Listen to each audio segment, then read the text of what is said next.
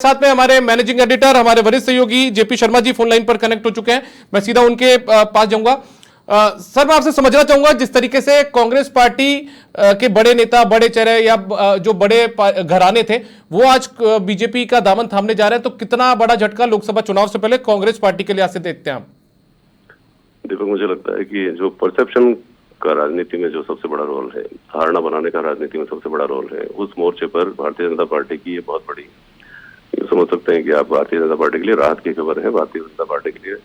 बढ़त लेने वाली खबर है। कॉर्पोरेट जगत में एक जुमला चला करता है दीपक, कि जितना काम करो उससे ज्यादा उसकी फिक्र करो, और जितनी फिक्र करो उससे ज्यादा जिक्र करो। राजनीति में भी करीब करीब वही बात आप समझ सकते हैं कि दिखाई देती है। मुद्दे वही हैं, शिक्षा, सड़क, बेरोजगारी, ये सारे मुद्दे वही हैं जो चले आ रहे हैं पिछले 50 साल से 70 साल से। जो राजनीति चल रही है उसमें हर चुनाव में यही मुद्दे होते हैं, लेकिन पार्टियां चुनाव जीतती हैं धारणा बनाकर कि जो ये नहीं कर पाए वो हम कर पाएंगे, जो हम पिछली बार नहीं कर पाए वो हम इस बार कर पाएंगे। तो अब इस वक्त जो ऑलरेडी 3 राज्यों में जहां ये संभावनाएं जताई जा रही थी, खासतौर पर मध्य प्रदेश और छत्तीसगढ़ में, कि वहां भारतीय जनता पार्टी की पुनरावृत्ति बहुत मुश्किल है, लेकिन वहां पार्टी जीती। और अब मोदी की गारंटी पूरा होने की गारंटी, 400 पार का दावा, 370 अकेले अपने दम पर लाने की बात, वो जो परसेप्शन गढ़ने की बात हो रही है, वो जो परसेप्शन गढ़ने की कोशिश हो रही है, उसमें इस तरह की बातें कि दूसरी पार्टी के दिग्गज नेता, बड़े नेता जो अपने अपने इलाके के क्षत्रप हैं, वो आ रहे हैं कांग्रेस छोड़कर आपके साथ आ रहे हैं। तो वो जो 370 और 400 की बात है, उस दावे को इससे कहीं ना कहीं मजबूती मिलती दिखाई देती है। दूसरी तरफ कांग्रेस ने अगर डैमेज कंट्रोल की कोशिश की होती तो महेंद्र सिंह मालवीय से जो सिलसिला शुरू हुआ था पिछले 15 दिन में, 10 दिन में, वो कहीं ना कहीं उसके ऊपर कुछ काम करती हुई दिखाई देती। लेकिन कांग्रेस की अप्रोच ये रही है कि जो जा रहे हैं वो जाएं, जिनको जाना है वो जल्दी जाएं। तो कुल मिलाकर ये है कि परसेप्शन के मोर्चे पर भारतीय जनता पार्टी को मनोवैज्ञानिक बढ़त इसके बाद निश्चित तौर पर आप देखिएगा जमीन पर मिलती हुई दिखाई देगी। सर, एक चीज और मैं आपसे समझना चाहूंगा, जिस तरीके से कांग्रेस पार्टी ने पहले भारत जोड़ो न्याय यात्रा निकाली, फिर उससे पहले भारत जोड़ो यात्रा निकाली, उसके बाद भारत जोड़ो न्याय यात्रा निकाली, तो खोई भी जो सियासी जमीन थी उसको तलाशने की कोशिश तो कांग्रेस पार्टी ने की, लेकिन साथ में जो संवादहीनता थी वो भी यहाँ पर कहीं ना कहीं अपने नेताओं के साथ उनकी देखने को तो मिली होगी। कांग्रेस की रणनीति जहां से बनती है सब जानते हैं,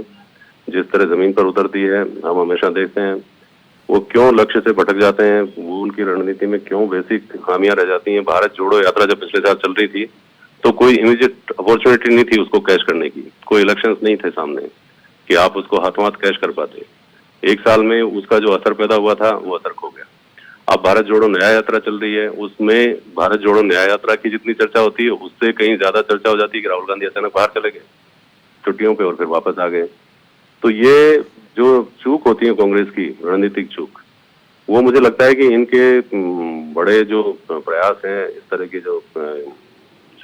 करते हैं भारत जोड़ो न्याय यात्रा जैसे उपक्रम, उन पे भी कहीं ना कहीं सवालिया निशान खड़ा कर देते हैं, या फिर उसका असर कम हो जाता है। सर, एक चीज और सर मैं आपसे समझना चाहूंगा, ये जो पूरा घटनाक्रम बीते दिन हुआ, चाहे महेंद्र सिंह मालवीय का आप देखिए, या फिर आप चाहे रिजपाल मिर्जा को देख लीजिए, लालचंद कटारिया को देख लीजिए, बड़े नाम जिस तरीके से जो कांग्रेस के परंपरागत घराने थे वो जब जिस तरीके से आ रहे हैं, तो अब क्या कांग्रेस पार्टी के बड़े नेताओं पर भी दबाव देखने को मिलेगा कि उनको चुनाव में उतरना पड़ सकता है ऐसी स्थिति पैदा होने के बाद? दीपक, मेरी इस बात को आप राइटिंग ऑन द वॉल समझिए कि दबाव तो डेफिनेटली कांग्रेस के नेताओं को, अभी जो तत्काल दबाव की आप बात कर रहे हैं कि बड़े नेताओं का जब वैक्यूम हो जाएगा तो पार्टी में जो यहाँ के लोकल राजस्थान के जो स्टालवार्ट्स हैं, चाहे मुख्यमंत्री अशोक गहलोत हैं, सचिन पायलट हैं, या बाबूल जितेंद्र हैं, या दूसरे बड़े नेता हरीश चौधरी जैसे,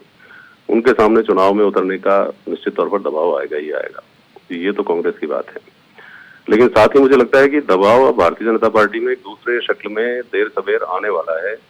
भारतीय जनता पार्टी को हम प्रदेश के स्तर पर भी और देश के स्तर पर भी, आप यूं समझ सकते हैं कि पीढ़ी एकांतरण या पीढ़ी का बदलाव का दौर चल रहा है, नई भाजपा का जन्म होता दिखाई दे रहा है। आज जो भारतीय जनता पार्टी के बड़े चेहरे आज से 5 साल पहले राजनीति में थे, पिछले चुनाव में थे या उससे पहले के चुनाव में थे, उनमें से ज्यादातर चेहरे अभी दिखाई नहीं देते, ना सदन में दिखाई दे रहे हैं, ना वो कैबिनेट में है, नेचुरली जब सदन में नहीं है। तो ऐसे में अब जब आपकी पार्टी के जो सीनियर नेता है वो अपने हिस्से की पारी खेल चुके और आप ये मानते हैं कि उनको कहीं ना कहीं एडजस्ट करने की चुनौती आपके सामने है, तो वो नेता जो दूसरी पार्टी से आ रहे हैं और जो दिग्गज हैं, जो आपके साथ सिर्फ आकर बैठने के लिए तो आ नहीं रहे, कुछ ना कुछ पाने के लिए आ रहे हैं, तो उनको देने के लिए आपके पास क्या है, ये भी तो देखना होगा। आपके अपने लोग हैं जिनको आप नहीं दे पाए, तो नए दिग्गजों को आप लाकर बैठा रहे हैं जिनको भी कुछ ना कुछ देना है, जिनको कुछ डिलीवर करना है। निश्चित तौर पर ये चुनौती भी सामने आने वाली है।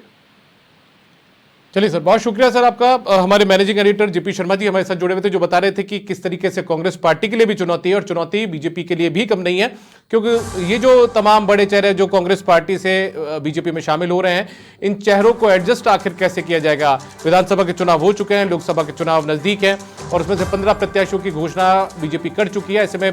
जो बड़े नेता यहां पर आ रहे हैं उनको किस तरीके से एडजस्ट किया जाएगा, ये अपने आप में बड़ी चुनौती बीजेपी के लिए भी रहने वाली है। क्या उन्हें उनमें से कुछ नेताओं को लोकसभा का टिकट मिल सकता है या फिर संगठन या फिर सरकार में कहीं उन्हें एडजस्ट किया जा सकता है, ये तमाम अपने आप में एक सवाल बीजेपी के लिए भी बना रहेगा, चुनौती बना रहेगा। लेकिन कांग्रेस पार्टी के लिए निश्चित तौर पर आज की तारीख में लोकसभा चुनाव से ठीक पहले एक बड़ा झटका ये माना जा रहा है।